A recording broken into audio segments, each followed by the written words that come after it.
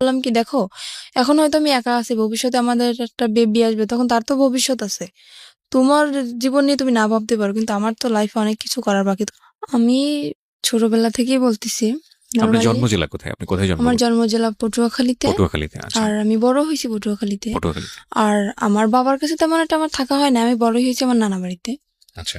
সেখান থেকে আমি যখন আমার বয়স 2.5 বছর, তখন আমার আব্বু ছিল কিরকম অলস টাইপের, কাজ খুবই কম করতো। কি করতো আপনার বাবা? আমার আব্বু এমনি আমাদের গ্রামের বাড়িতে জমি আসে, জমি চাষবাস করতো, কিন্তু সেগুলো করতো না সে।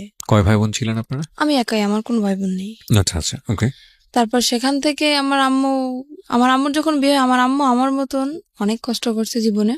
আমার বয়স যখন 2.5 বছর, তখন আমার নানা নানির কাছে আমাকে রেখে আমার আম্মু ঢাকায় আসে চাকরি করার উদ্দেশ্য।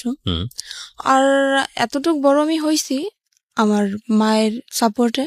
তারপরে আমার নানা বাড়ি থেকে বড় হওয়ার পরে ওখানে লেখাপড়া করতেছি। তখন যখন আমি ক্লাস 5-এ পরীক্ষা দিছি, তখন আমার আম্মু দেশে চলে আসে। আসার পরে আর আমার আব্বু তো কোনো কাজ করতো না, আমার আম্মুই চাকরি বাকরি করতো, আমার লেখাপড়ার খরচ চালাইতো, সংসারের খরচ চালাইতো। তো এভাবে আর কতদিন, এটা মহিলা মানুষ কতদিন পারে এটা সংসার সামলানোর দায়িত্ব? তো সে সারা জীবনের জন্য নিতে পারে না। তো সেখান থেকে আমার আম্মুর একটা অসুখ হইলো, সেটা হচ্ছে আপনার লিভারের টিউমার হইলো। আচ্ছা। হওয়ার পরে ওখান থেকে আমার আমার আম্মুকে ডাক্তার বললো যে আপনার রেস্টের প্রয়োজন, এখন থেকে আর চাকরি করা যাবে না, সম্পূর্ণ রেস্টে থাকা দরকার। ওকে। তখন আমার আম্মু চাকরিটা ক্লোজ করে দিয়ে দেশের বাড়ি চলে গেল। যাওয়ার পরে সেখানে আমার আম্মুর প্রচুর মারতো, আর কাজ তো করতো না, আর আম্মুরে খুব মারতো। এগুলো আপনার নিজের চোখে দেখা হ্যাঁ, ছোটবেলায়? আমার নিজ চোখে দেখা। তখন কি আপনি স্কুলে পড়তেন নাকি? তখন আমি স্কুলে পড়তাম। কোন ক্লাসে? তখন আমি আমার আম্মু যখন বাড়ি যায় তখন আমি ক্লাস 5-এ পড়ি। ক্লাস 5-এ পড়েন? হ্যাঁ, তখন একদিন হয়েছে কি, তখন আমি যখন ক্লাস 5-এ পড়ি, একদিন রাত্রে আমি পড়তে বসছি, বসার পরে আমার আম্মুর সাথে কি নিয়ে একটা যেন ঝগড়া হয়, সেটা আমি জানি না, আমি তো পড়তেছিলাম। তো হঠাৎ করে আম্মুকে একটা চর মারে আমার আব্বু, কানের উপরে চর মারার পরে আমার আম্মুর কান দিয়ে রক্ত বের হয়ে যায়।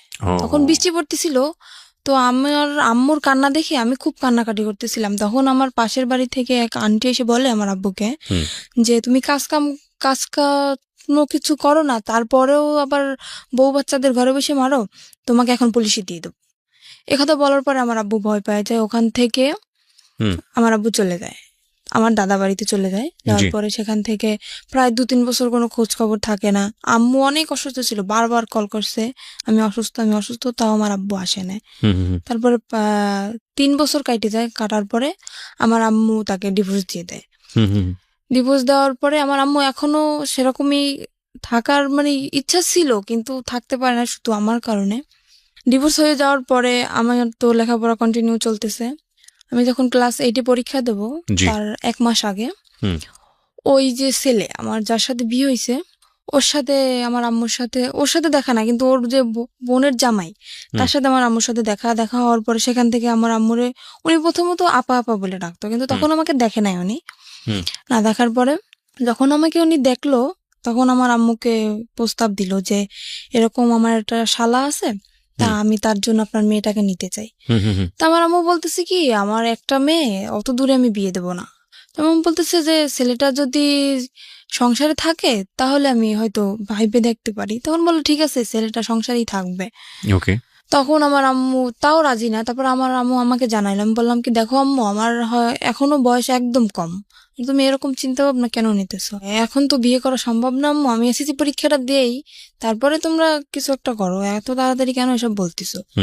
তখন আমার আম্মু মোটামুটি রাজি ছিল না। তারপরে হঠাৎ করে আমার আম্মুর কি হয়ে গেল আমি নিজেও জানি না। তারপরে আমার আব্বুর সাথে কথা হয়। তারপরে আমার ছোটবেলা থেকে ইচ্ছা, আমি তো মাদ্রাসা লাইনে পড়ছি, হাফিজি পড়ার ইচ্ছা ছিল আমার, আর আমার আম্মুরও ছিল। আর আম্মু চেয়েছিল যে আমার যদি একটা ছেলে হইতো আমি হাফিজি পড়াবো, কিন্তু যেহেতু মেয়ে সেটা তো আর সম্ভব না। তারপরেও আমি এইটা পরীক্ষার পরে আমার আব্বুর সাথে কথা বলেছি, আব্বু আমি হাফিজি মাদ্রাসায় ভর্তি হবো, ক্ষেত্রে তুমি যদি একটু হেল্প করো ভালো হয়, আম্মু তো একা পারতেছে না।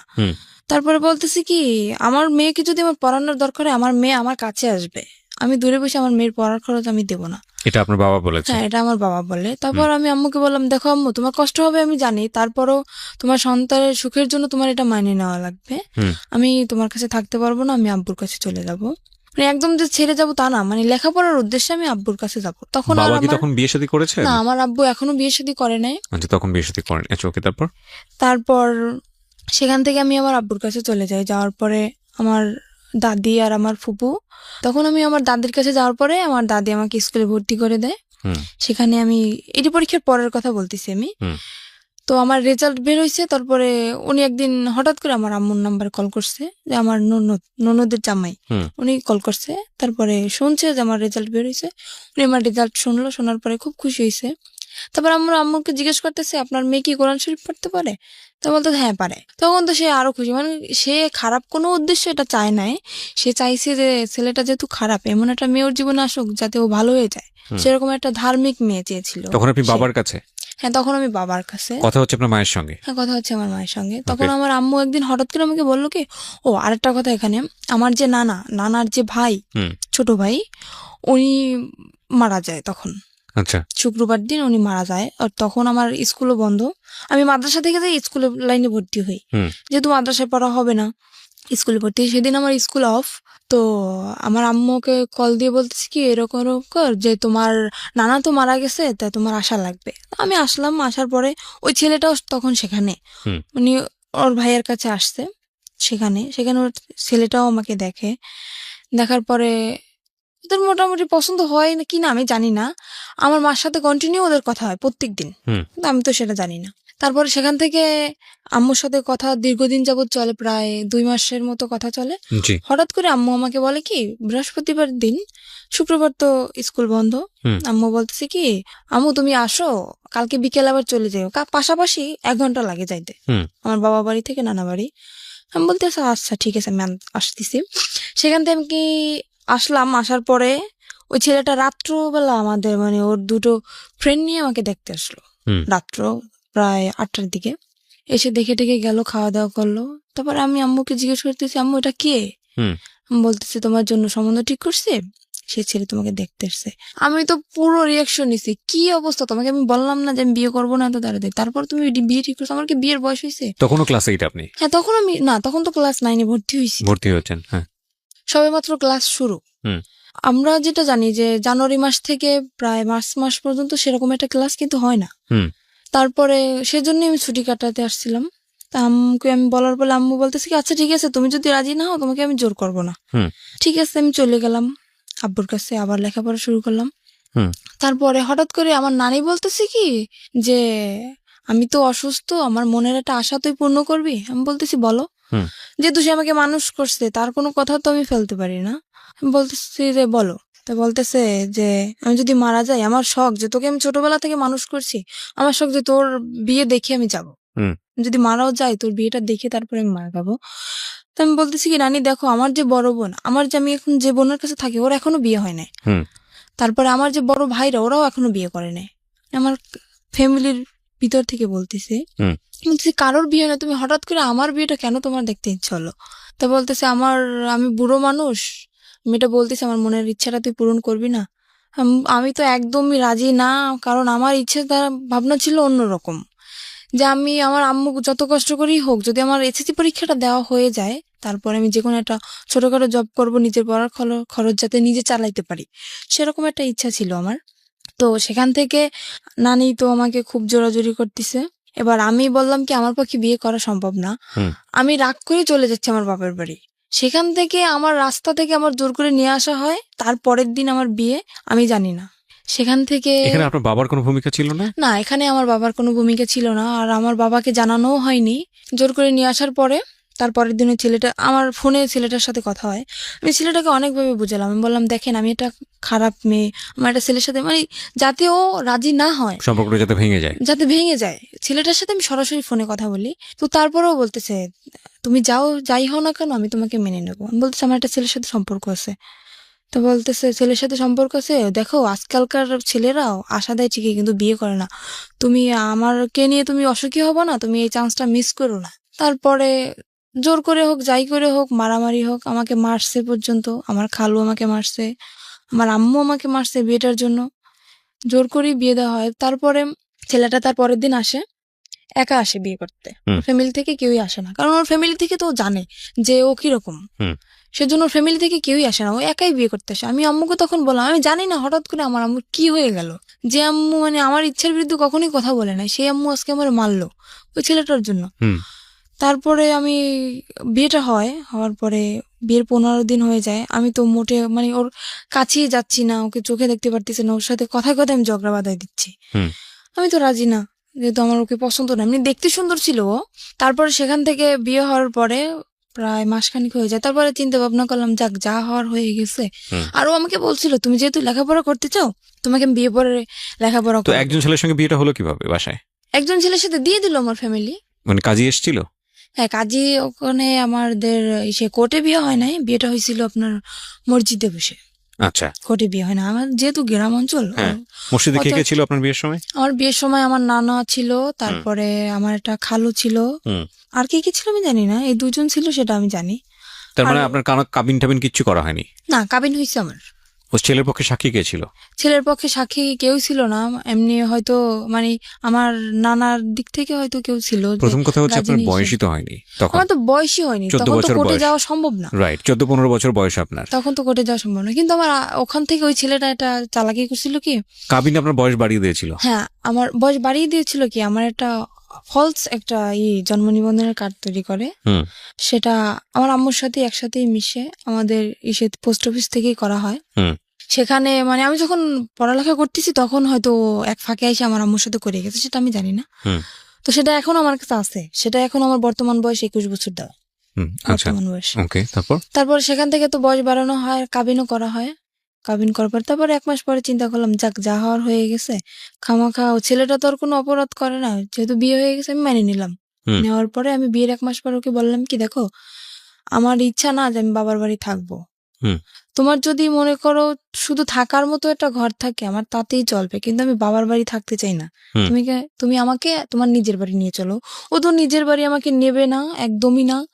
কারণ আমি যদি সম্পূর্ণ সত্যিটা জেনে যাই তখন ওর সমস্যা না, আমাকে নেবে না। তখন আমি আমার শাশুড়ির সাথে কথা বললাম যে আম্মা দেখেন এরকম এরকম, আমার তো এখানে থাকতে ভালো লাগে না, আর লোকজন কি মনে করবে, আমার বিয়ে হয়ে গেছে তারপর আমি বাবার বাড়ি থাকতেছি। তো বলতেছে আচ্ছা ঠিক আছে তুমি আসো।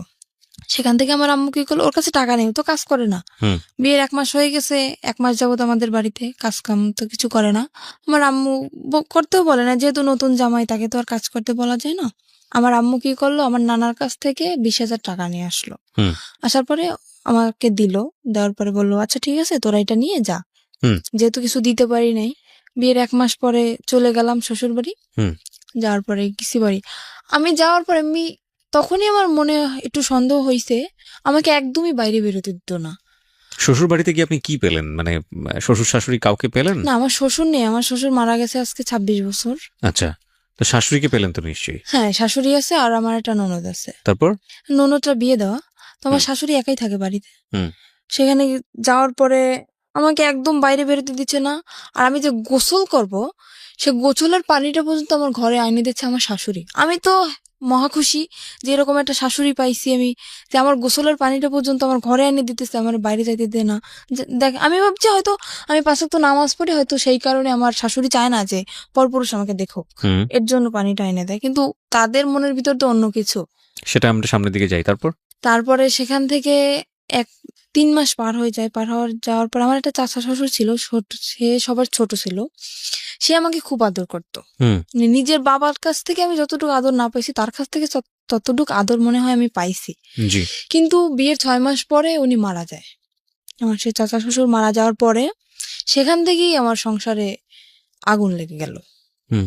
কারণ আমার ওই চাচারে উনি খুব ভয় পাইতো, আমার হাজবেন্ড। হুম। যার কারণে মানে কোনো কিছু করতে গেলে ভাবতো, অন্তত 50 বার ভাবতো। হুম। তো উনি মারা যাওয়ার পরে, উনি যেদিন মারা গেছে সেদিন রাত্রেও আমি তো জানি না, আমাকে বলতেছে কি, দেখো আমার বাড়ির যত দায়িত্ব আমার চাচার উপরে ছিল, যেহেতু সে মারা গেছে এখন কিন্তু সব দায়িত্বটা আমার। তো আমার যদি রাত্রে ফিরতে দাঁড়িয়ে তুমি কখনো আমাকে জিজ্ঞেস করবা না যে তুমি কোথায় গেছিলা। এটা মানে আপনার হাজবেন্ড আপনাকে বলেছিল? আমাকে বলে।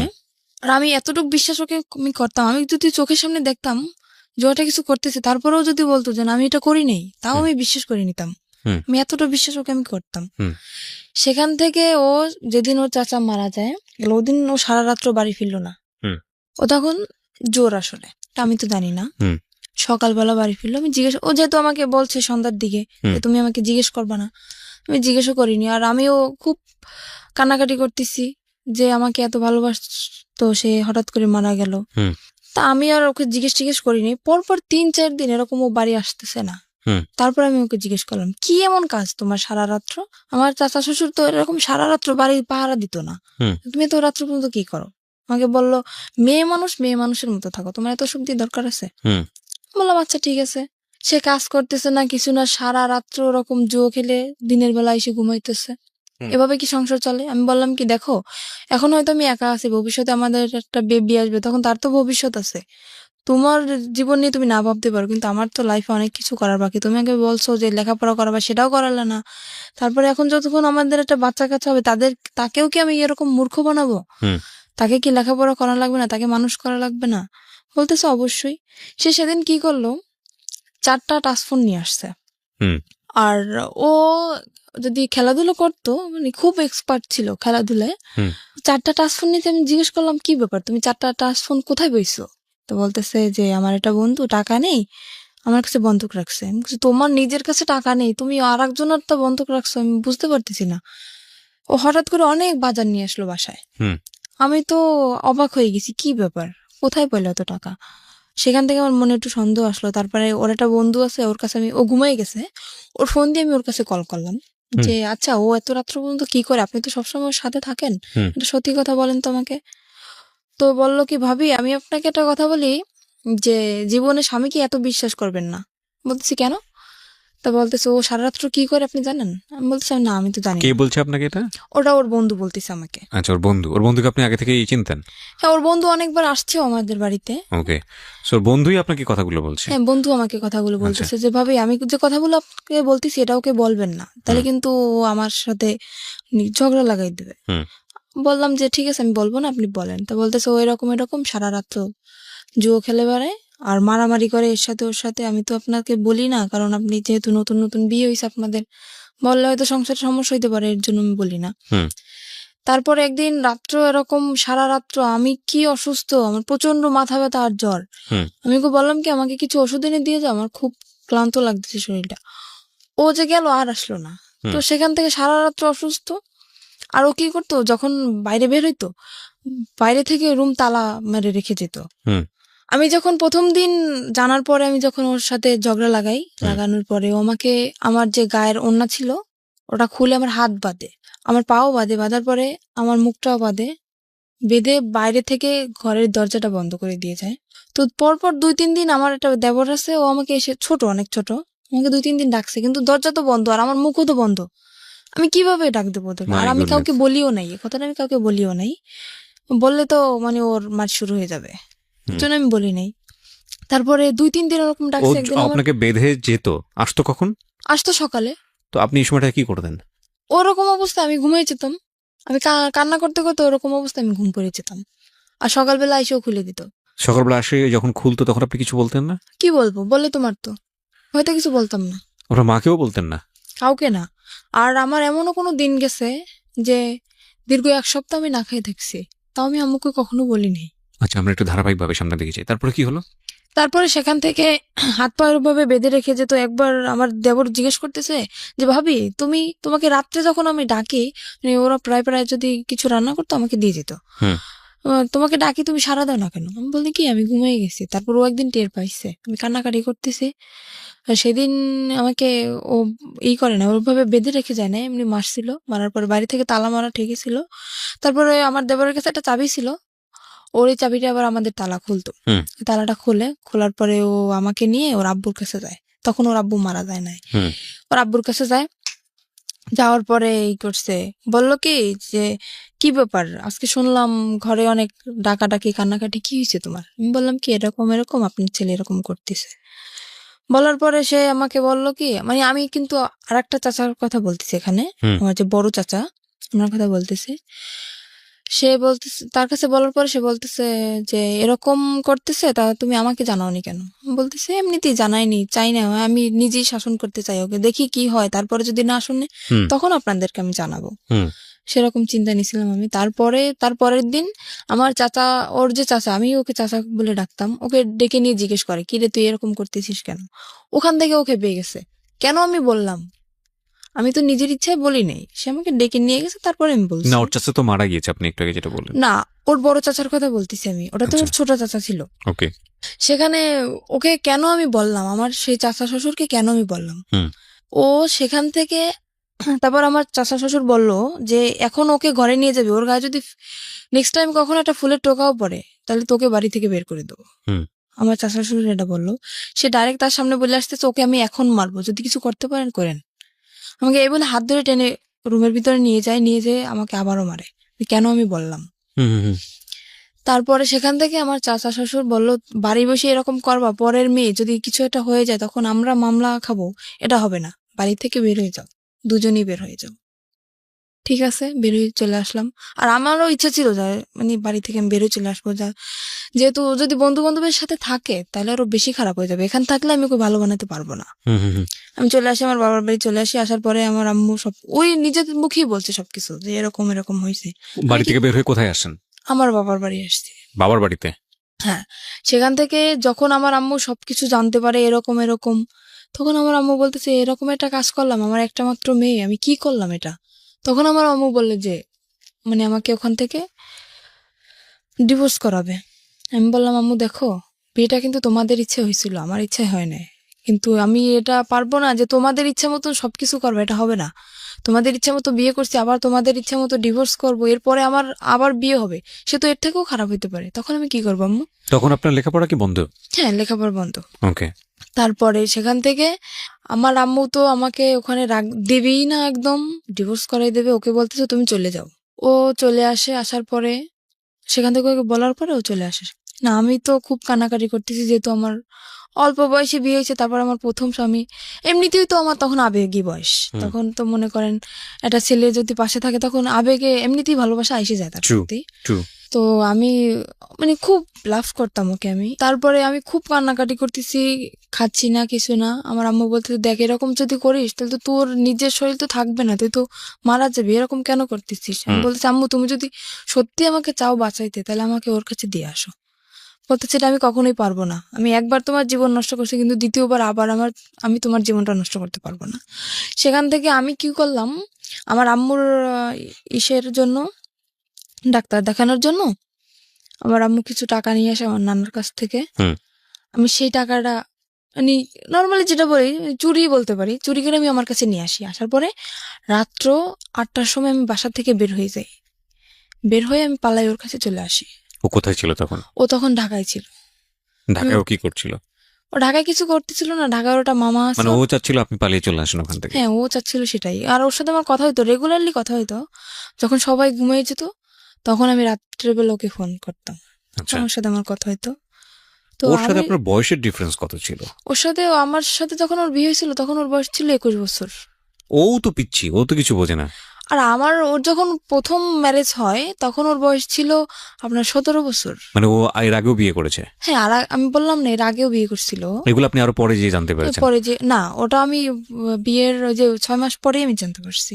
ওই যে এটা আপনার ফ্যামিলি জানে যখন আপনাকে আলাদা করে রেখেছে? না, তখনও জানেন আপনার তখন family? আমি বলি না, আমি বললে তো জানতো। ও আচ্ছা, বলেন নাই, আপনি লুকিয়ে গেছেন। আমি লুকিয়ে গেছি। দ্য থিং ইজ দ্যাট ওর মনের মধ্যে একটা ইমোশন জেগেছে, যেটা ও একটু আগে বলছিল যে আমার জীবনের প্রথম কারোর প্রতি ভালো লাগা। তো সামহাও ও চেয়েছে নিজের জায়গাটা থেকে যে এই ভালো লাগা, যেহেতু ওকে ভালোবেসে ফেলেছি, সুতরাং ওকে যে কোনোভাবেই হোক নিজের জায়গাটায় আপন করে রাখা, সেভ করা অন্য জায়গাটা থেকে। না, ও কখনোই, ওর মনের ভিতরে কখনোই আমার জন্য ভালোবাসা ছিল না, শুধু সেটা তো অভিনয় ছিল।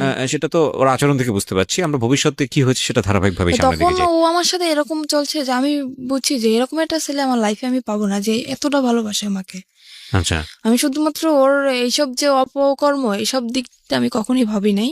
আমি ভাবছি শুধু ওর ভালোবাসাটা, আর কিছুই না। আমি ঢাকায় চলে আসলাম। আসার পরে ওর একটা মামা আছে ওখানে, উনি একটা চাকরি ঠিক করে আমার জন্য আর ওর জন্য। কিন্তু আমার বয়স অল্প, সেখানে আমাকে চাকরিতে অ্যাকসেপ্ট করে না।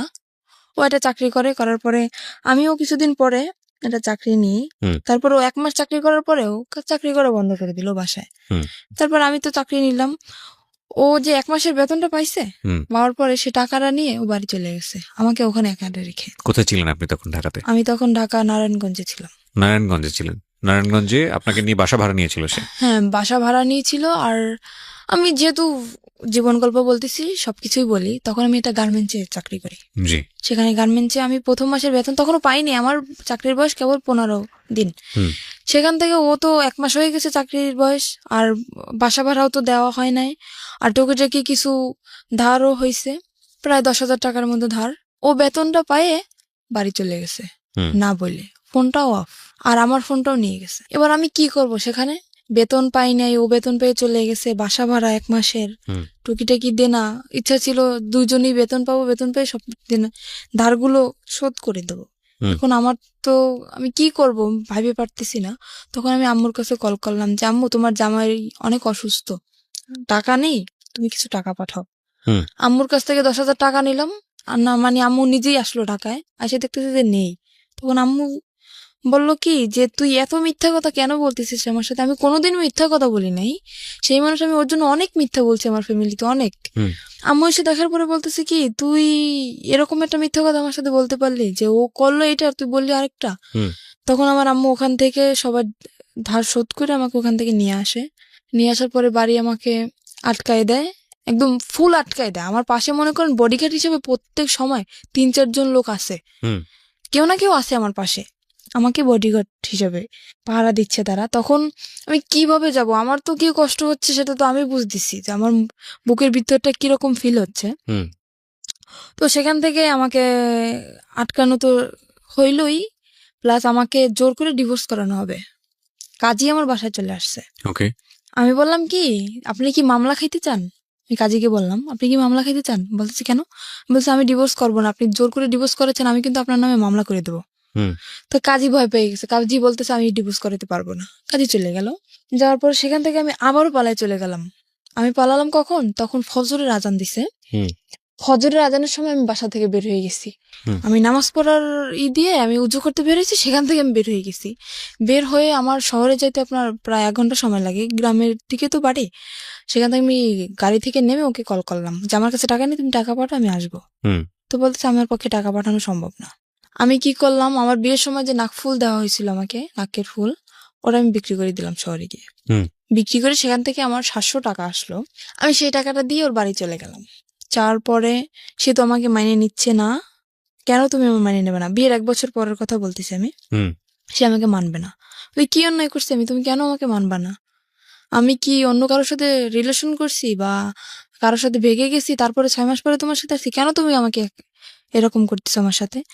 সে বলতেছে ঠিক আছে, একটা শর্তে আমি তোমাকে রাখতে পারি, আমি কোনো কাজ করতে পারবো না, তুমি আমাকে চাকরি করে খাওয়াবো। ঠিক আছে। তো সেখান থেকে আমি যশোরে চলে গেলাম। সেখানে আমার একটা ফুফু শাশুড়ি আছে। যশোরে কি ওকে সাথে নিয়ে গেলেন? হ্যাঁ, ও আমাকে নিয়ে গেছে আমার ফুফু শাশুড়ির কাছে। আর ওনার মেয়ের নিজস্ব পার্লারের আছে, বিজনেস আছে। সেখানে আমাকে 3 মাস ট্রেনিং করানোর পরে আমি মোটামুটি কাজ সবকিছুই শিখি। শেখার পরে ওখানে আমার চাকরিও হয়ে যায়। তখন আমার বেতন ছিল 16,000 টাকা।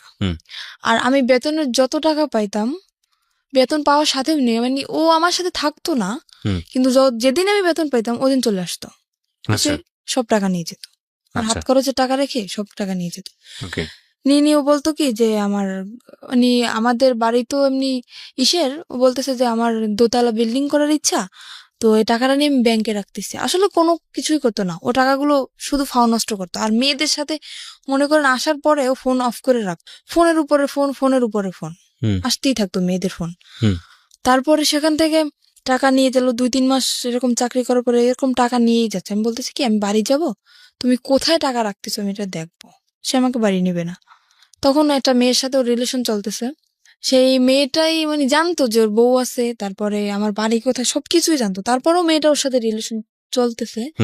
আর সে মেয়েটারও আগে বিয়ে হয়েছিল, যেরকম ও ছিল সেরকম সে মেয়েটা ছিল, দুজনই একরকম। ওর সাথে রিলেশন ছিল, তারপরে রিলেশন চলতেছে সেটা আমি জানি না। তারপরে একদিন ওই মেয়েটাকে নিয়ে আমি তো অফিসে, আমার ফুফু শ্বশুরের বাসায়ও আসে। আর আমার যে দুপুরের লাঞ্চ, আমার ওই যে বাসায় যে কাজের বুয়া, উনি নিয়ে যেত। আমি বাসায় আসতাম না দুপুরে, উনি নিয়ে যেত। তো দুপুরের সময় ও যখন আসে, আমাকে ওই কাজের বুয়া বলে কি যে আমি ওকে খালা বলে ডাকতাম। তো বলতেছে, উনি আমাকে একদম মেয়ের মতোই দেখতো। তো বলতেছে আম্মু তোকে একটা কথা বলবো, তুই কাউকে বলবি না, আর আমার নামটাও বলবি না। আমি বলতে আচ্ছা ঠিক আছে বলবো না। কি আমি বুঝতে পারিনি যে এই কথাটা বলবে। আমি ভাবছি হয়তো আমার ফুপু শাশুড়ি একটু মানে রাগী মানুষ, তো অনেক সময় অনেক গালাগালি করে। আমি ভাবছি সেরকম কিছুটা বলবে। তুমি বলতেছে আচ্ছা আপনি বলেন, আমি কাউকে বলবো না। তো বলতেছে কি যে জামাই এটা মেয়েকে নিয়ে এরকম এরকম বাসায় আসছে, মেয়েটাকে তুই চিনিস? তো আমি ভাবছি হয়তো আমার ননদ হইতে পারে। আমি বলছি দেখতে কেমন?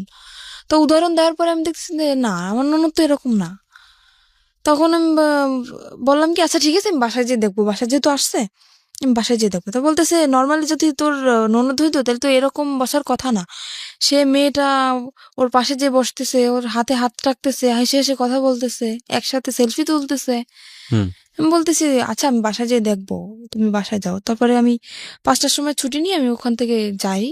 তারপরে বাসায় যেয়ে ওদেরকে আমি পাই না, ওরা ওখান থেকে চলে যায়। হুম চলে যাওয়ার পরে আমি সেদিন তো পাই না, তারপর আমি কান্না করতেছি। তখন আমার মনের ভিতর কিরকম একটা সন্দেহ জাগছে যে হঠাৎ করে আমার সাথে দেখা না করে চলে গেল, কোন মেয়েকে নিয়ে আসলো।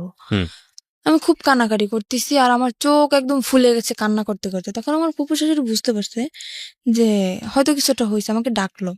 ডাকার পর উনি আমাকে পারুল বলে ডাকতো, কারণ ওনার একটা মেয়ে ছিল, ওনার মেয়েটা রোড অ্যাক্সিডেন্টে মারা যায়, সেজন্য আমাকে নিজের মেয়েই মনে করতো। হুম তো ওনার মেয়েটার নাম ছিল পারুল, আমাকে পারুল বলে ডাকতো উনি। হুম তো বলছে পারুল তোর কি হয়েছে? আমি বলছি কিছুই হয় না। তো বলতেছে কান্নাকাটি কেন করতেছিস? আমি বলতেছি কি আপনি সবকিছুই জানেন তাও নাটক কেন করতেছেন? তা বলতেছে কেন, আমি কি করছি, কিসের নাটক করলাম আমি? বললাম আপনার বাসায় যেটা মেয়েকে নিয়ে আসছিল সে মেয়েটা কে? আমার ফুপু সবকিছু জানে। আর ওই যে জিনিসটা ওটাই আমার ফুপু শাশুড়ির হাত ছিল। হুম তারপরে প্রথম বুঝতে পারিনি, তারপরে মানে নিজের ভিতর থেকে চিন্তা ভাবনা করে দেখলাম যে সে যেহেতু জানবে না তাহলে এরকম একটা কাণ্ড কিভাবে ঘটলো, তার বাসায় মেয়েটাকে নিয়ে আসলো। ওর ইচ্ছা ছিল যে আমাকে প্রথমত দেওয়ার ইচ্ছা ছিল না, ওখানে যেখানে আমাকে বিক্রি করা হয়েছে দেওয়ার ইচ্ছা ছিল না। ওর ইচ্ছা ছিল যে মানে ওই মেয়েটাকে ও দেবে ওখানে। তো ওই মেয়েটা রাজি হয় না, মেয়েটা বললো কি ওকে একটা শর্ত দিল যে আমি যাইতে পারি ওই জায়গায়, তুমি যদি আমাকে বিয়ে করো তাহলে আমি যাও। তারপরে সেখানে ওই মেয়েটাকে নকল রেজিস্ট্রি করে ও বিয়ে করে। এবার সেখান থেকে ওই মেয়েটাকে নকল রেজিস্ট্রি করে বিয়ে করে। বিয়ে করার পরে আমি যখন জানতে পারি যে ওর সাথে বিয়ে হয়ে গেছে, তখন আমি ওখান থেকে বাড়ি চলে যাই। বাড়ি চলে যাওয়ার পরে দেখতেছি ওরা দুজনই বাড়ি।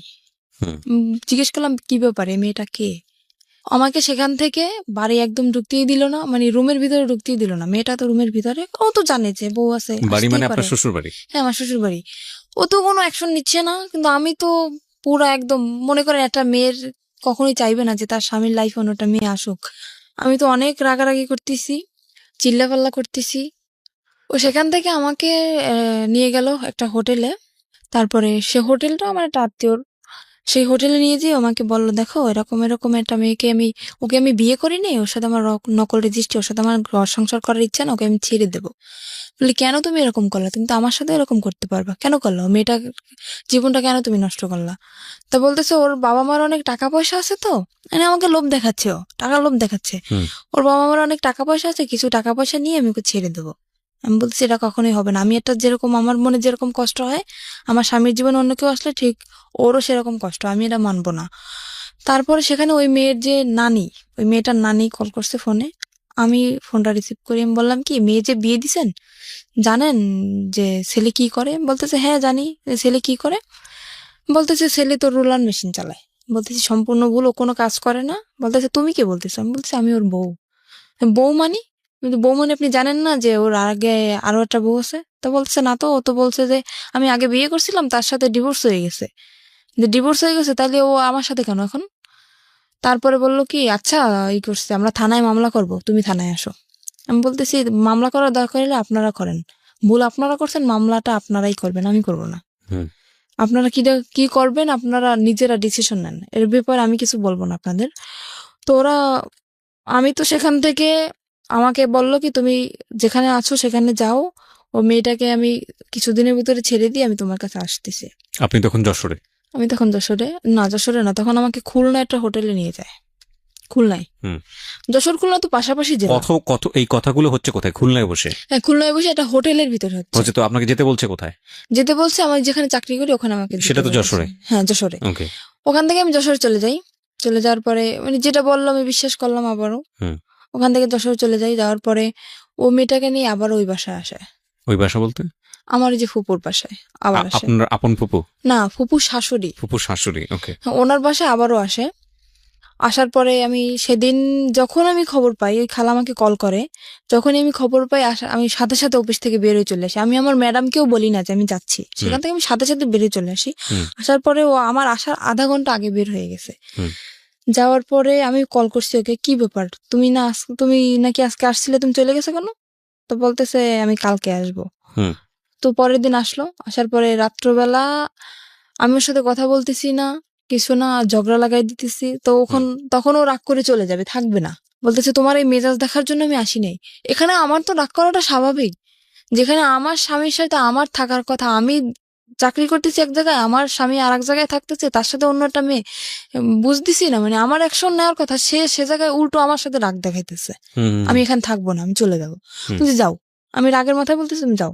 তো আমার ফুপু শাশুড়ি তাকে ধরে রাখার পরে রাত্রবেলা ওর সাথে আমার কথা চলতেছে যে কেন তুমি এরকম আমার সাথে করলা, এরকম মেয়েটাকে নিয়ে তুমি ঠিকই সংসার করছো, তুমি যেহেতু তাকে রাখবা না, তাহলে তাকে তুমি বাড়ি নিয়ে গেলা কেন?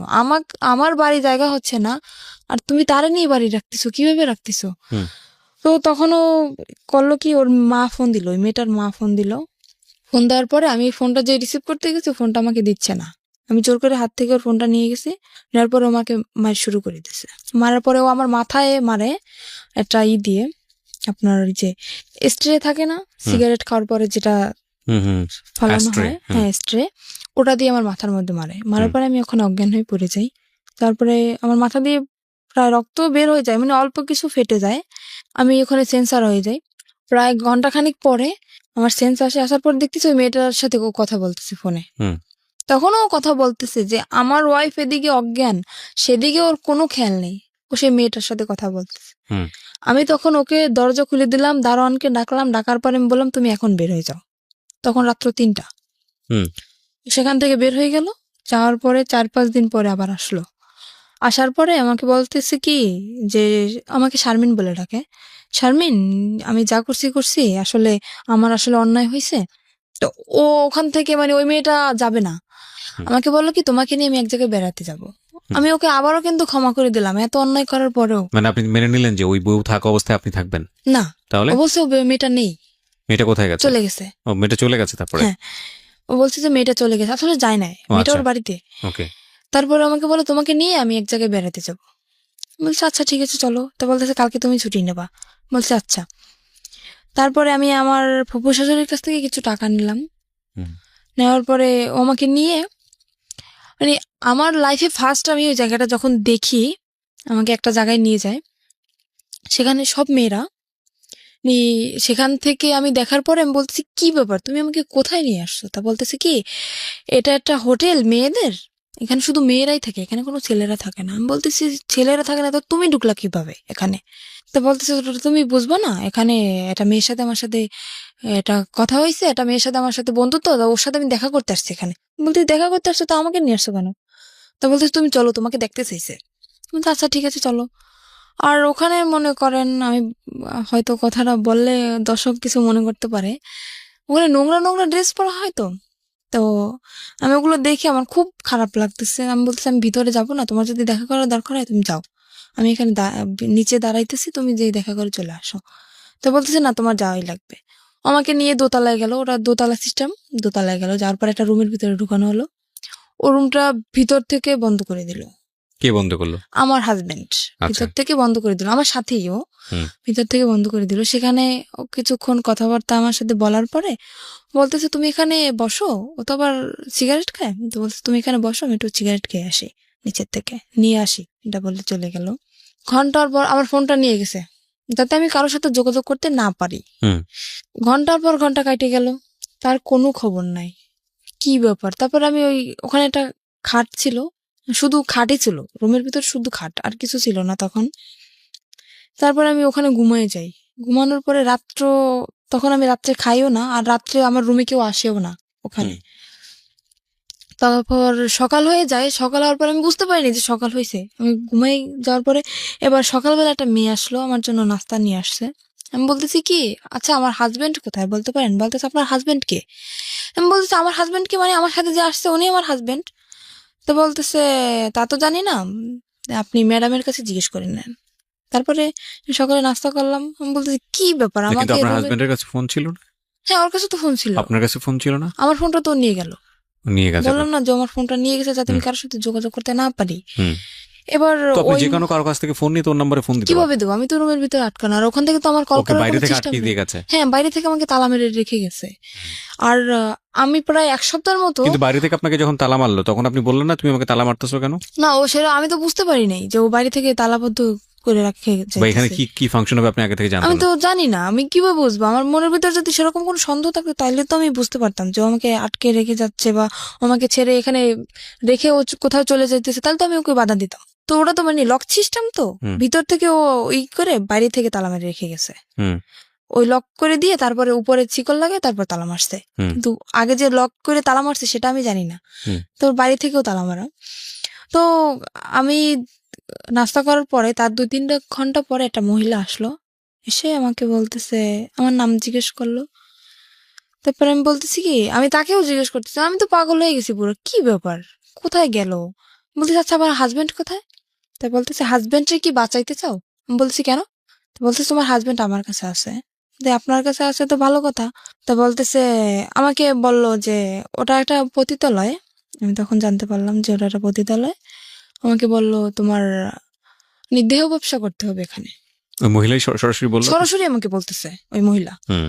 আমি বলতেছি কিরকম কথা বলতেছেন, আমি আসছি এটা, আমি জানি এটা একটা হোটেল, এখানে মেয়েরা থাকে, তো দেহ ব্যবসা করবো মানে? তা বলতেছে তোমার হাজবেন্ড আমার কাছে বন্দি আছে, যদি তোমার হাজবেন্ডকে বাঁচাইতে চাও তখন বাধ্যতামূলক তোমার এটা করতেই হবে। তারপরে উনি একটা ছুরি বের করলো ওনার ব্যাগ থেকে আমার সামনে। হুম।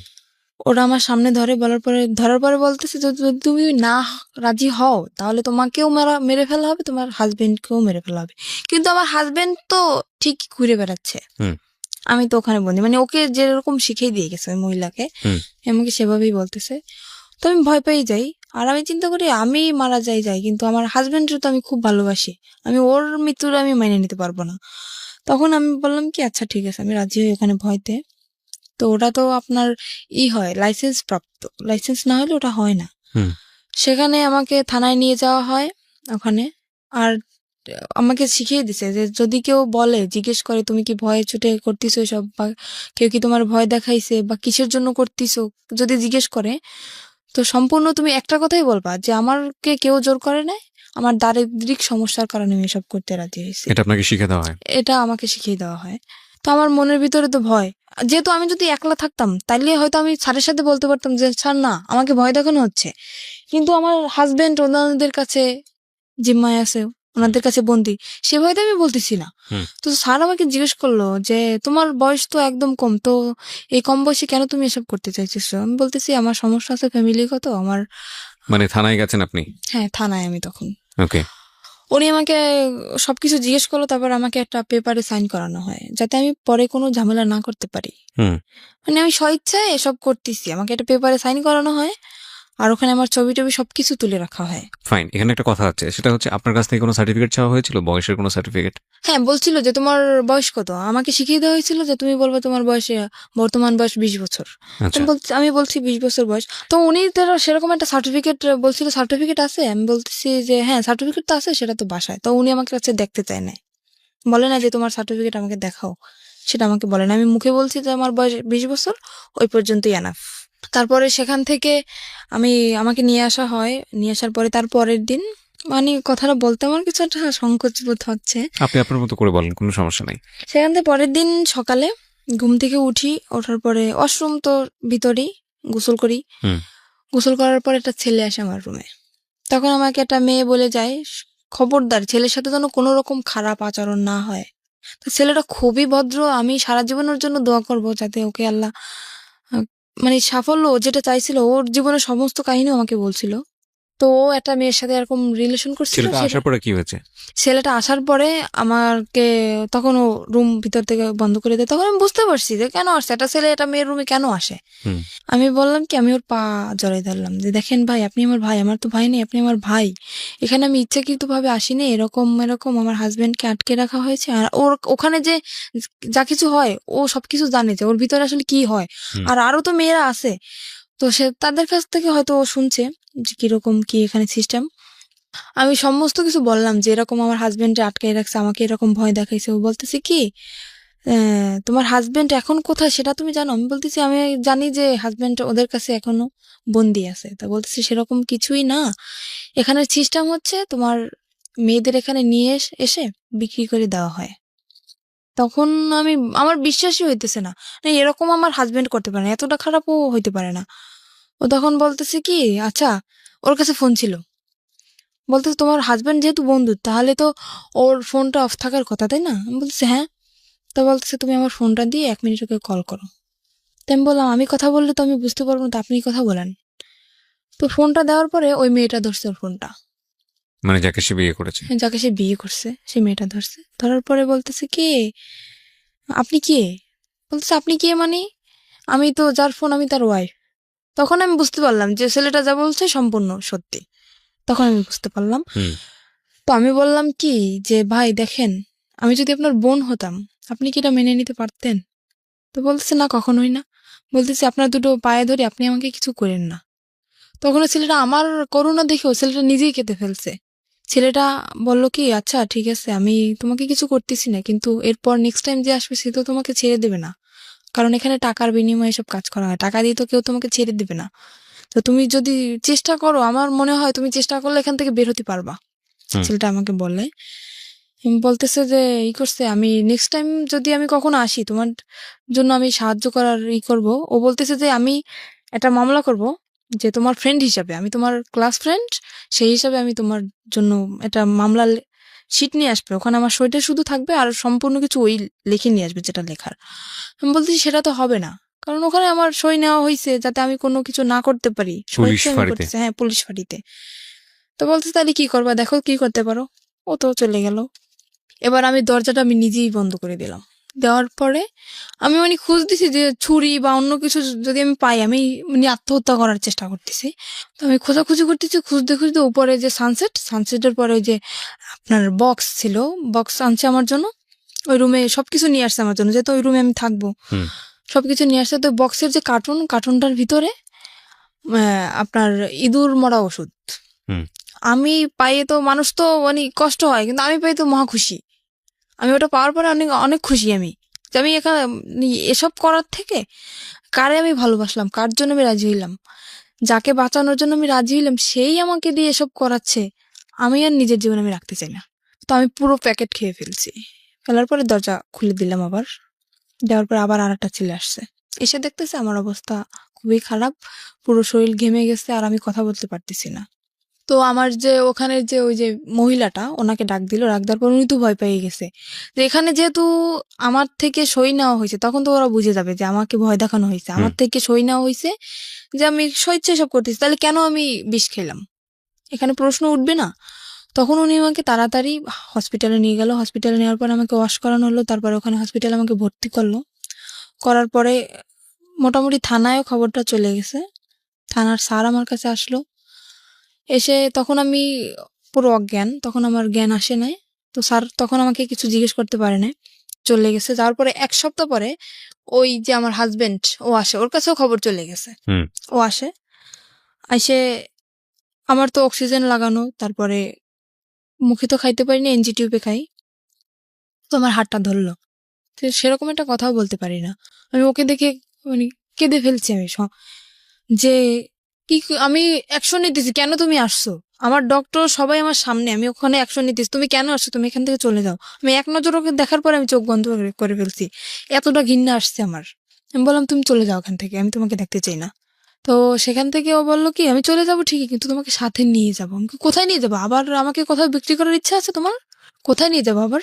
তো আমার হাতটা ধরলো, ধরার পরে বললো কি যে আমি আসলে বুঝতে পারিনি যে তুমি আমাকে এতটা ভালোবাসো, তাহলে আমি এটা করতাম না কখনোই। আমাকে আমার কাছে মাপ চাইলো যে আমি আর কখনো এরকম করব না, মেয়েটাকে আমি ছেড়ে দেবো, তুমি যেটা বলবো আমি সেটাই শুনবো। অনেক করুণা করার পরে আবারও আমি ওকে বিশ্বাস করলাম, এত কিছু করার পরেও আবারও বিশ্বাস করলাম ওকে আমি। সেখান থেকে হসপিটাল থেকে আমার রিলিজ দেয় নাই তখনও, ডাক্তারে না বললে আমি সুস্থ না তখনও, নার্সরে উনি কিছু টাকা ঘুষ দেয়, দেওয়ার পরে আমার ওই যে এনজিটিউ পরানো, তারপরে আপনার অক্সিজেন লাগানো, হাতে ক্যানোলা করা, সবকিছু খুলে তারপরে সেখান থেকে নার্সরে কিছু টাকা ঘুষ দিয়ে ওখান থেকে আমাকে নিয়ে আসে ওগুলো খোলানোর জন্য, কিন্তু নার্স তো ডাক্তারের অনুমতি ছাড়া খুলতে পারবে না। উনি টাকা পাওয়ার পরে উনি খুলে দিল ওগুলো। নার্স ওগুলো খুলে দেওয়ার পরে আমি তখন হাঁটতেও পারি না ঠিক মতন, এতটাই ক্লান্ত আমি। আমাকে নিয়ে তখন সে ঢাকা, আমার একটা ফুপু আছে সেখানে আমাকে নিয়ে আসে, আমার আপন ফুপু, সেখানে আমাকে নিয়ে আসে। আর বাড়ি তো গেলে তো যদি এই সমস্ত কথা শোনে তাইলে তো মনে করেন ওরে তো মারবে, সাথে আমিও মার খাবো। যে এত কিছু তাও তারপরও কেন আমি মানিয়ে নিলাম। আমি বাড়ি গেলাম না, আমার সে ফুপুর কাছে গেলাম, যার পরে ওখানে আমি 1 মাস পর্যন্ত থাকলাম। থাকার পরে ও বললো কি, দেখো আমি তো কাপড় চোপড় কিছুই নিয়ে আসি না, আমার কাপড় চোপড় তো সবকিছু বাড়িতে, তা তুমি এখানে থাকো। মানে আমাদের ওখানে চাকরি বাকরি নেওয়ার কথা, তো আমি সুস্থ হবো তারপরে চাকরি নেব। বললো আমি বাড়ি থেকে আমি কাপড়গুলো নিয়ে আসি আমার, এই বলেও বাড়ি চলে গেল। যাওয়ার পরে ও যেদিন যাবে তার পরের দিন আসার কথা, আসতেছে না। তারপরে আমি বললাম কি ব্যাপার, তোমার আসার কথা, তুমি কেন আসতেছো না? সে ওখান থেকে এসে চলে গেছে, সেই শ্বশুর বাড়ি চলে গেছে, ওর যে সেই শ্বশুর বাড়ি চলে গেছে। ফোন করলে মাঝে মাঝে ওই মেয়েটা ধরে। তারপরে আমি বুঝতে পারলাম আস্তে আস্তে, অনেক কান্নাকাটি করছি, অনেক রিকোয়েস্ট করছি তুমি আমাকে নিয়ে যাও নিয়ে যাও। সেখান থেকে আমার আব্বু আম্মু যখন জানতে পারি আমি ওখানে, আমাকে নিয়ে যায়। নিয়ে যাওয়ার পরে ওই যে মহিলা, ওই মহিলাকে নাম্বার দিয়ে দেয়, আমার আম্মুর নাম্বার দিয়ে দেয়। কিসের জন্য জানেন? যাতে আমি আমার বাড়িতেও জায়গা না পাই, আর ওর কাছেও যাতে আমি না যেতে পারি। ও ওর বাড়িতে সম্পূর্ণ সবাইকে জানাই দিছে যে আমি এসব করি, আমি বিয়ের আগে এসব করতাম। ও জানতে পারছে, সেজন্য ও আমাকে ডিভোর্স দিতে চায়। আসলে তো কিছুই না সেরকম, ও নিজে করছে এগুলা। এটা বলার পরে আমার আম্মুর কাছে ওই মহিলা ফোন করে, করার পরে ওই ফোনটা আমার আব্বু ধরে। ধরার পরে ওই সম্পূর্ণ কথা মানে বানাই বানাই যা বলার সব বলছে, যে আপনার মেয়ে এতদিন শ্বশুর বাড়ি ছিল না, আমার এখানে ছিল, এসব করতো। আর এসব কথা শোনার পরে আমার আব্বু তো সবাইকে বলে দিল। মানে এই ফোনটা কে ধরেছে?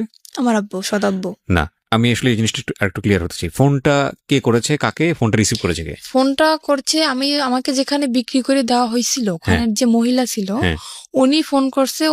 উনি ফোন নাম্বারটা নিছে আমার হাজবেন্ডের কাছ থেকে। কাকে করেছে ফোনটা? ফোনটা করছে আমার আম্মুর ফোনে, কিন্তু ফোনটা রিসিভ করছে আমার যে আব্বু। মানে তখন তো আপনার আম্মুর বিয়ে হয়েছে একটা। হ্যাঁ, তখন আর একটা বিয়ে ফোন হয়েছে। করে ওই ভদ্র মহিলা, মানে হোটেলের যিনি ইনচার্জ ছিলেন ওইসব কাজের, ওই ভদ্র মহিলা ফোন করে আপনার মাকে বলেছে যে আপনার, আমার মাকে না, আমার সৎ যে আব্বু, মানে আলটিমেটলি আপনার মাকে ফোন করার জন্য বলেছিল, কিন্তু আপনার সৎ বাবা রিসিভ করেছে। সৎ বাবাকে বলেছে যে এই সব কাজ করেছে আপনার মেয়ে এখানে। ওকে। আর উনি যেগুলো বলছে ওগুলো তো সম্পূর্ণ মিথ্যা কথা, রাইট? তারপর মানে উনি চায় যে আমার বাড়ির থেকে যদি আমাকে তাড়িয়ে দেওয়া হয়, তখন আমার বাধ্যতামূলক ওখানে যেতে হবে, কোনো উপায় থাকবে না, কোনো উপায় থাকবে না। তখন আমার আব্বু ওটা শোনার পরে, আমি ওনাকে আব্বু বলেই ডাকতাম, এটা শোনার পরে সে আমাকে মানে একদম ক্লিয়ারলি বলতেছে তুমি বাড়ি থেকে বের হয়ে যাও। ফ্যামিলির সবাইকে জানাই দিল। এবার আমি কি করব, আমার মাথায় আসমান ভেঙে বসে। এরকম একটা জিনিস আমার লাইফে ঘটলো, কোথায় আমার ফ্যামিলি আমাকে সাপোর্ট করবে, অন্য মানুষের একটা মিথ্যা কথা শুনে আমার সাথে এরকম করলো। আমি বাড়ি থেকে বের হয়ে চলে আসলাম। মাও বললো বাড়ি থেকে বের হয়ে যেতে? আম্মুর তো কিছু করার নেই, ফ্যামিলির থেকে যেহেতু সবাই এরকম বলতেছে। কিছুই বললো না মা? আম্মু তো কান্নাকাটি করতেছে, আম্মু তো আমাকে আসতে দেবে না। তখন সে আব্বু বলতেছে তুমি যদি তোমার মেয়েকে না সরো, আমি তোমাকে ডিভোর্স দিয়ে দেবো। তা আম্মুকে আমি বললাম, আম্মু এতদিন তো দূরে ছিলাম, থাকছিলে না আমাদের ছাড়া, তো এতদিন যেরকম ফোনে কথা বলছি এখনো সেরকম, ঠিক সেরকম তোমার সাথে আমার ফোনেই কথা হবে। আমি এখানে থাকবো না, কারণ আমি যদি এখানে থাকি এই ব্যাপারটা গোটা এলাকায় জানাজানি হয়ে যাবে, আমি এটা চাই না। বাড়ি থেকে বের হয়ে চলে আসলাম। বাড়ি থেকে বের হয়ে চলে আসে আমার যে ওই ফুপুর কাছে ছিলাম ঢাকায়, ওখানে আবার আসলাম। আসার পরে ওনার কাছে 15 দিন থাকার পরে ওখানে কোনো চাকরি বাকরি হইতেছে না, কারণ যেহেতু বাড়ি থেকে একদম বের হয়ে চলে আসছি, বাড়ি তো আর যাবো না, চাকরি বাকরি কিছু তো একটা করা লাগবে।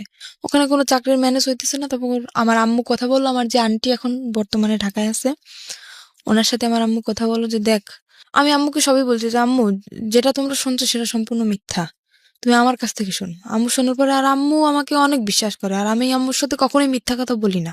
ওই যে ওই বিয়ে হওয়ার পরে যেটা বলছি, কিন্তু এখন আর বলি না। তাও তো বলছি হাজবেন্ডের জন্য। আম্মুকে বলার পর আম্মু বলছে আচ্ছা ঠিক আছে আমি দেখতেছি। তো আম্মু সেখান থেকে আমার আন্টির সাথে কথা বলে, আন্টির সাথে কথা বলার পরে আন্টি বললো ঠিক আছে আমার কাছে আসো। ঈদের 3 মাস আগে বলতেছে ঠিক আছে আমার কাছে আসো তুমি। আসলাম, সেখানে আসার পরে ট্রেনিং করলাম। ওই যে আপনার এখন যে নার্সিং ট্রেনিং জবটা করতেছি নার্সিং এ, সেখানে ট্রেনিং করলাম। করার পরে তারপরে আবার অসুস্থ হয়ে গেলাম। সেখানে অসুস্থ হওয়ার পরে প্রায় 2.5 মাস যাবৎ বসা, তারপরে কোনো চাকরি বাকরি হইতেছে না। আমার আপন ফুপুর বাসায় চলে আসলাম। সেখান থেকে আমার আম্মু কথা বলে আমার আন্টির সাথে, সেখানে 15 দিনের মতো থাকলাম। আমার আম্মু কথা বলে আমার আন্টির সাথে যে এরকম ওর সমস্যা, ওর জন্য একটা চাকরি দেখতো না। তো আন্টি বললো ঠিক আছে, ওকে আমার কাছে পাঠিয়ে দাও। তো আমার সে আন্টি তো থাকে নারায়ণগঞ্জে, ওই যে ফুপু, তাকে আমি আন্টি বলেই ডাকি। হুম। সেখান থেকে আমি আমার আপন যে খালা, তার কাছে চলে আসলাম। হুম। আসার পরে সেখানে একটা এই যে এখন যে চাকরিটা করতেছি সেখানে ট্রেনিং করি। ট্রেনিং করার পরে আমি হঠাৎ অসুস্থ হয়ে যাই। হুম। অসুস্থ হওয়ার পরে 2.5 মাস বসার পরে আমি ওকে একদিন কল দিই আমার আন্টির ফোন দিয়ে। ওকে, মানে আপনার হাজবেন্ড? আমার হাজবেন্ডকে কল দেওয়ার পরে ও শুনলো যে আমি ঢাকায় আছি। তারপর আমি আবারও কেঁদে ফেলছি, ওর সাথে ফোনে কেঁদে ফেলছি। তো তখন আমাকে বলতেছে কি, ওই মেয়েটা এখন নেই, তুমি কি এখন আসবা? আমাকে আবারও যেতে বলতেছে। যে তুমি কি আমার সাথে সিনেমা করতেছো? বলতেছে কেন? যে তুমি দীর্ঘ 6টা মাস যাবো তুমি আমার সাথে কোনো যোগাযোগ রাখো নাই। ওই যে চলে গেছো, তারপরে কত কান্নাকাটি আমি করছি, তুমি আমাকে তো নিয়ে যাওই নাই, আর তুমি নিজেও আসো নাই। এখন আমাকে যেতে বলতেছো, তুমি কি আমার আবার জীবনটা নষ্ট করতে চাও? তারপরে মাঝে হয়েছে কি, আমি একটা দেখাই, কবিরাজ দেখাই, উনি আমাকে একটা মান্দুলি দেওয়ার পরে সেখান থেকে আমি একটু ওকে কিছুটা বলতে পারছি এখন। আমি বললাম কি, আমি তোমাকে ভুলে যেতে চাই, আমি চাই না যে যে জিনিসটা আমার জীবন থেকে চলে গেছে, যে অতীতটা চলে গেছে, সে অতীতটা আবার আমার জীবনে ফিরে আসুক, আমি চাই না। তোমার যদি মনে চায় আমার সাথে, যদি বোঝো যে না শারমিন সত্যি আমাকে ভালোবাসতো, যদি আমার সাথে কথা বলতে মন চায়, মাঝে মাঝে তুমি শুধু আমার সাথে একটু কথা বলো, আমার একটাই রিকোয়েস্ট, আমি তোমার কাছে আর যাইতে চাই না। তো এখনো মাঝে মাঝে ও আমাকে কল করে বলে যে তুমি আসো। তো তারপরে সেখান থেকে কথা হওয়ার পরে আর একদিন আমি আবার ওকে কল করছি, কল করার পরে ওর যে বউ ধরছে, সেখান থেকে কত মিথ্যে কথা ও বলতেছে আমার সাথে এখনো পর্যন্ত। আবার ওর বউ ধরার পরে আমার সাথে কথা বলে। মোটামুটি মেয়েটা খুব ভদ্র, আমাকে আপু বলে ডাকে। সে আমাকে বললো যে আপু, আপনি যদি আসতে চান আপনি আসতে পারেন, আপনার সম্পূর্ণ কাহিনী আমি শুনছি বাড়িতে আসার পরে, আপনি যদি এখন আসতে চান তা আসতে পারেন। আমি বললাম কি, না আমি আসবো না, যেহেতু তুমি একটা মেয়ে অনেক মনে আশা নিয়েই বিয়েটা করছো, তো ওর সাথে সংসারটা করার চেষ্টা করো। ওকে আমি বুঝে সুঝে বললাম যে এরকম এরকম চলো, কি পছন্দ করে কি পছন্দ করে না সবকিছু আমি ওকে শিখিয়ে দিলাম। দেওয়ার পরে তারপর আমাকে বলতেছে তুমি আসো। ও মেয়েটাও বলতেছে, ও বলতেছে, কিন্তু কিসের আশায় বলতেছে সেটা আমি জানি না, মানে হয়তো মনের ভিতর অন্য মানে কিছু, এটা হচ্ছে আপনার এখনকার আমার অবস্থা? ধারণা এখনকার অবস্থা এটা হচ্ছে আপনার? হ্যাঁ। বর্তমানে আপনি কি করেন? বর্তমানে এখন আমি একটা জব করতেছি, নার্সিং জব। নার্সিং বলতে এটা কি ধরনের নার্সিং? মানে হোম সার্ভিস? হ্যাঁ, এটা হোম সার্ভিস। আচ্ছা, তো সেটা হচ্ছে বিভিন্ন পেশেন্ট যাদেরকে বাসায় সেবা দিতে হয়, কোন একটা কোম্পানির আন্ডারে থেকে আপনি এই কাজটা করছেন, সার্ভিসটা দিচ্ছেন, তাই কি? হ্যাঁ। ওকে। তো এখন আমি আরেকটা কথা জানাইতে চাই, যে আমার জীবনে যে ঘটনাটা ঘটছে, এরকম ঘটনা হয়তো কোনো মেয়ের জীবনে ঘটে নাই, আর যদি ঘটেও থাকে তাও খুব কম। না, এর চেয়েও ভয়াবহ ঘটনা ঘটে। আপনি জীবন গল্প শোনেন প্রতিনিয়ত? অবশ্যই শুনি। এর আপনি থেকে ভয়াবহ ঘটনা বলতে কি ঘটতে পারে? না, এর চেয়েও ভয়াবহ ভয়ঙ্করতম ঘটনা ঘটে, সেদিকে আমরা নাই বা যাই, কিন্তু আপনার জীবনে যেটা ঘটেছে সেটাই আপনার কাছে ভয়ঙ্কর। আমার জীবনে যেটা ঘটে সেটা আমার কাছে ভয়ঙ্কর। হ্যাঁ। মানুষের ঘটনা মূল্যায়ন না কিন্তু করি। এটা তো আমার আপনি কাছে- আমাকে এটা বলেন, আপনার জীবনে আপনার হাজবেন্ড যেহেতু প্রথম মানুষ, সুতরাং হ্যাঁ। বাছবিচার করার কোনো সুযোগই আপনার জীবনে আসেনি। আপনি জি আরো না। যখন পরিণত বয়সে যাবেন, আরো যখন বিভিন্ন রকমের এক্সপিরিয়েন্স আপনার হবে, তখন আপনি বুঝতে পারবেন যে এই সময়টা আপনার জন্য কতটা ভুল ছিল, কতটা রিস্কি ছিল, হ্যাঁ। কতটা বোকামি ছিল, যেটা আপনি এই বয়সে বসে সেটা বুঝতে পারবেন না। কিন্তু আমার একটু জানতে ইচ্ছে করছে, শুধু একটু না, খুবই জানতে ইচ্ছে করছে যে আপনি গল্পটা কেন আজকে রেডিওতে লাখ লাখ মানুষের সামনে বললেন। ইউটিউবে আপনার এই গল্পটা যাচ্ছে খুব ছোট করে, লাখ লাখ মানুষ আপনাকে দেখছে, আপনি স্বেচ্ছায় নিজেকে দেখার অনুমতি দিয়েছেন, তো এগুলো আপনি কেন বলতে গেলেন? এটা আমি বললাম যে একটা ছেলে কতটা নিচে নামলে এরকম একটা জঘন্য কাজ করতে পারে, সেটা জানানোর জন্য, যে একটা ছেলে কেন এরকম করে, একটা মেয়ের সাথে কেন করে, তার অন্যায় কি? একটা মেয়ে একটা ছেলেকে বিয়ে করে সংসার করার জন্য, শুধু কি এটাই? শুধু এটাই? কিন্তু আমি তো অনেক কিছু দেখতে পাচ্ছি গল্পের মধ্যে, যে একটা মেয়ে কতটা বোকা হলে এতবার ভুল করার পরও একটা ছেলেকে মানে এটা এক তো পাকে বোকামি না, এটা তো ভালোবাসা। এটা ভালোবাসা না, এটা বোকামি। আমি মনে করি এটা ভালোবাসা। এটা ভয়ঙ্করতম বোকামি। এর মাঝখানেও অনেক কিছু ঘটছে যেটা আমি বলতে চাই না। What ever the situation is, আপনি শেষ পর্যন্ত ছেলেটাকে লাভ করেন, আপনি স্টিল তাকে লাভ করেন, এটা আপনি অস্বীকার করতে পারবেন? মোটেই না। আর আমি যতদিন পর্যন্ত বাঁচবো ততদিনও আমার মনের ভিতরে থাকবে। এটা ডাহা মিথ্যা কথা। মোটেই না। আপনি আমার কথাগুলো একটু মনোযোগ দিয়ে শোনেন, তাহলে আপনি বুঝতে পারবেন, যেটা আপনি এখন বিশ্বাস করতে পারবেন না, but that will eventually true after the age. সেটা আপনার জীবনে সত্য। আমরা যখন কাউকে লাভ করি, হ্যাঁ, আমি সরি যে আমি আপনাকে কষ্ট দিচ্ছি, কিন্তু এটাই No. সত্য। আমরা যখন কাউকে লাভ করি বা কাউকে যখন ভালোবেসে ফেলি, তখন ওই মানুষটা ছাড়া আমাদের জীবন চলবে না, এটাই আমরা মনে করি। হ্যাঁ। বাট এটা যে চরমতম মিথ্যা কথা, এবং এটা যে আসলে সত্য না। না, এটা আমি এখন মনে করতেছি, জীবনটা কারোর জন্য কখনো থেমে থাকে না। না আপনি যে বললেন না যে একটু আগে যে আপনি না, তাকে ভালোবাসাটা আমার মনের ভিতরে থাকবে, আমি সেটা বলছি। থাকবে না আপনার ভালোবাসা, অবশ্যই থাকবে। ডেফিনেটলি সেটা থাকবে না। কিভাবে থাকবে না বলেন? এবং এটার অ্যান্সার আপনি এখন আমাকে মনে করে নেন যে আমি যেটা বলছি সেটা হচ্ছে, আমি যেটা বলছি সেটা মিথ্যা কথাই, কথা আপনি এটাই মনে করবেন। কিন্তু আপনি একটা সময় গিয়ে মনে করবেন যে না, আমি যেটা বলেছিলাম আজকের অনুষ্ঠানে ডকুমেন্টস থাকবে, তো আপনি দেখবেন আপনি যখন পরিণত বয়স, এই ইউটিউবে এটা থেকে যাবে, ইউটিউবে আপনি আরো 5 বছর পর 10 বছর পরে গিয়ে বলবেন যে কিবরিয়া ভাই এই কথাটা বলেছিল অনুষ্ঠানে এবং এটাই সত্য। আপনাকে আমি আরো 10 বছর পর ইনভাইট করবো এই অনুষ্ঠানে, আমি যদি করি, হ্যাঁ, আমি আপনাকে ইনভাইট করবো এবং আমার যে কথাটা ছিল যে এটা থাকবে না, শুধু ঘেন্নাটুকু থাকবে, ভালোবাসা থাকবে না। এবং এই এই এই ফিলটাই থাকবে আজ থেকে 5 বছর পর 10 বছর পরে। আমি যেটা বলতে চাচ্ছি যে আপনার ওই পরিণত বয়সটা নাই, ম্যাচুরিটিটা নাই। নইলে একটা মানুষ আপনাকে মৃত্যুর মুখে ঠেলে দিয়েছে, একটা মানুষ, নারীর সতীত্ব যেটা, এটা আমাদের সমাজে মনে করা হয় একটা নারীর সতীত্ব না থাকলে আর কিছুই নাই। আমাদের সমাজ, আমাদের সামাজিকতা এটাই, হ্যাঁ, খুবই ভঙ্গুর একটা মানসিকতা, এবং সেই জায়গাটায় ফেলে দিয়েছে। আপনি যে ধরনের অর্থনৈতিক, আমি যদি আরো সহজ করে বলি, যেই ধরনের ক্লাস মেনটেন করেন বা যেই ধরনের আর্থিক অবস্থার মধ্যে বসবাস করেন, এটা আমরা ধরে নিই আমাদের একেবারে সমাজের প্রান্তিক পর্যায়ের এক মানে মানুষ যারা দিন এনে দিন খাওয়ার মতো অবস্থা, হ্যাঁ। এইরকম একটা পরিবারে আপনি বড় হয়েছেন, না আছে বাবার সাপোর্ট, না আছে মার family সাপোর্ট, support। হ্যাঁ, এইরকম একটা অবস্থা। সেই রকম একটা অবস্থায় থেকে এরকম একটা আন্ডার এজ একটা মেয়ে একটা ছেলেকে লাভ করে বিয়ে করেছে, লাভ করে তো বিয়ে করেনি, একটা বিয়ে দেওয়া হয়েছে এবং বিয়ের পরে লাভ করেছে। তো এইটা 21 বছরের আপনার যে ছেলেটা, আপনি যদি যে কথা বলেছেন এখানে সেগুলো যদি সত্য হয়ে থাকে, আমি তার নাম পর্যন্ত জানতে চাইনি, আমি জানতে চাইও না, আপনি যা বলেছেন এখানে সেগুলো যদি সত্য হয়ে থাকে, 21 বছরের ছেলেটাকে এটা খুব ভালো করে বুঝতো এবং সেই ইকুয়েশনগুলো খুব ঠান্ডা মাথায় করেছে যে ওকে যদি আমি এই জায়গাটায় ফেলে দেই, আমাকে বলার কেউ নাই। দেখেন আমি একটা সহজ এক্সাম্পল দিই, আপনাকে এভাবে কেউ কখনো বলেছে কিনা।